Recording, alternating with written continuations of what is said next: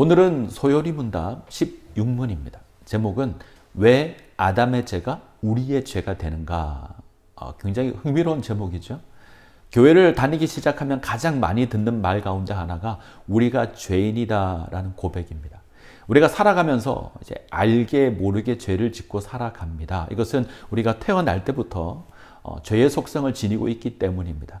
죄를 지어서 죄인이 되는 것이 아니라 죄인으로 태어났기에 죄를 짓게 되는 겁니다. 때문에 성경은 모든 사람이 죄인이다 고백하고요. 의인은 하나도 없다 고백합니다. 이는 우리 가운데 이제 원죄가 있기 때문입니다. 원죄는 첫 번째 인간인 아담이 하나님께서 금하신 선악을 알게 하는 나무의 열매를 따 먹은 죄를 의미합니다. 원죄로 말미암아 아담의 모든 후손이 이제 죄 가운데 태어나게 되고 하나님의 영광에 이르지 못하게 되는 겁니다.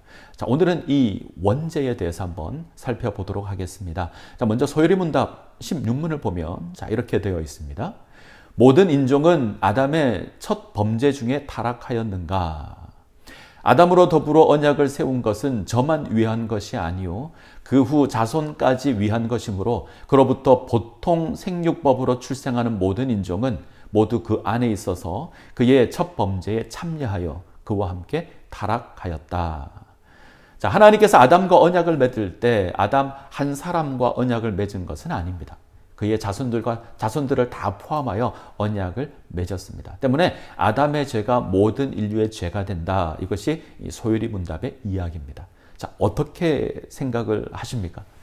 어떤 사람은 억울하다 이야기할 수 있죠. 나는 에덴 동산에 있지도 않았고 나는 하나님과 언약을 맺은 적도 없고 나는 선악과를 먹지도 않았는데 내가 왜 형벌을 받아야 하느냐 이렇게 이야기를 합니다. 때문에 하나님은 불공평하다 원망하기도 합니다.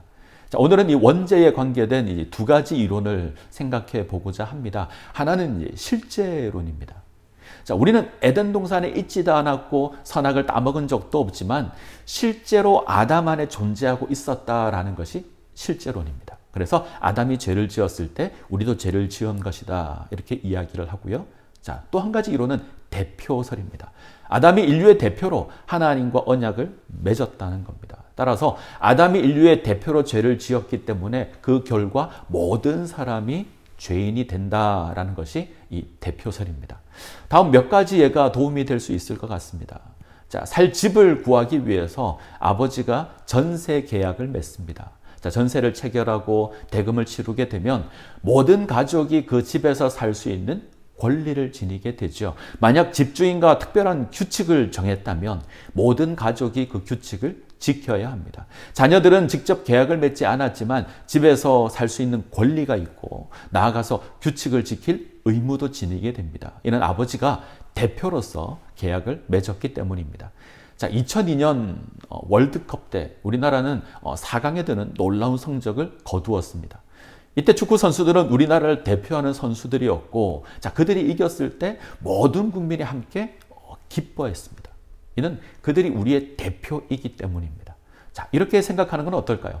어떤 부부가 결혼하여서 미국으로 이민을 갔습니다. 시민권을 받았고 미국의 시민이 되었습니다. 그러면 미국의 시민으로서 누릴 권리도 있고 또한 의무도 감당해야 될 겁니다. 자, 이들 사이에서 아이가 태어나면 어떻게 될까요? 이들은 자신의 의지와 상관없이 이들은 미국의 시민이 되고 미국 법의 통치를 받게 됩니다. 마찬가지입니다. 아담이 죄를 지었으며 그 결과 죄의 법이 적용받는 곳에 거하게 되었습니다. 때문에 그의 후손들도 이 죄의 법 아래 태어나게 되는 겁니다. 자, 이처럼 성경은 우리가 에덴 동산에 있지도 않았고 선악과를 따먹지도 않았지만 우리의 시조인 아담이 죄를 지었으므로 우리가 죄 아래 거하게 되었다 선언합니다. 이것을 죄의 전가라고 합니다. 조금 어려운데 죄의 전가란 죄의 책임을 넘겨주는 겁니다. 자, 구약 제사에서 속죄제를 드릴 때 짐승에게 제사장이 안수를 하는 건 이 사람의 죄가 짐승에게 전가되는 겁니다. 아담이 인류의 대표이기에 죄의 책임과 그 결과가 그의 후손들에게 전가되는 겁니다. 이것은 죄로 말미암은 죽음과 부패한 본성이 모든 사람들에게 나타난다 이런 의미가 있습니다. 자, 고린도전서 15장 21절 22절을 보시면 사망이 한 사람으로 말미암았으니 죽은 자의 부활도 한 사람으로 말미암는도다.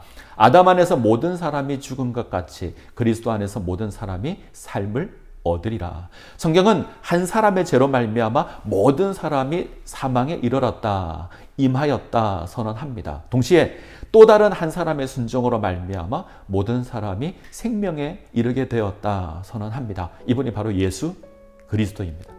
우리는 2000여 년 전 갈보리 언덕에 있지도 않았고 십자가에 죄짐을 지고 죽지도 않았습니다. 그러나 예수 그리스도의 보혈의 피로서 구원을 받은 것은 그가 제2의 아담으로 우리의 대표로서 하나님의 뜻을 이루셨기 때문입니다. 이 사실을 기억하시기를 바랍니다.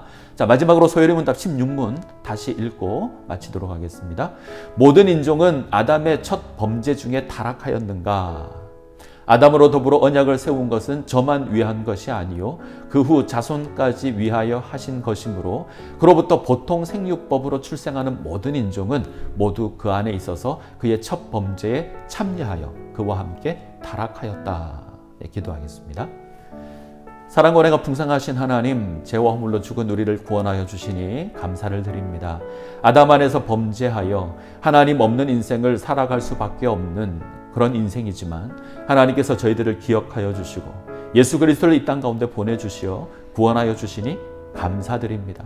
우리를 구원하신 하나님의 놀라운 사랑과 그 은혜를 기억하며 온전히 하나님을 섬기는 주의 백성 되게 하여 주시옵소서. 예수님의 이름으로 기도합니다.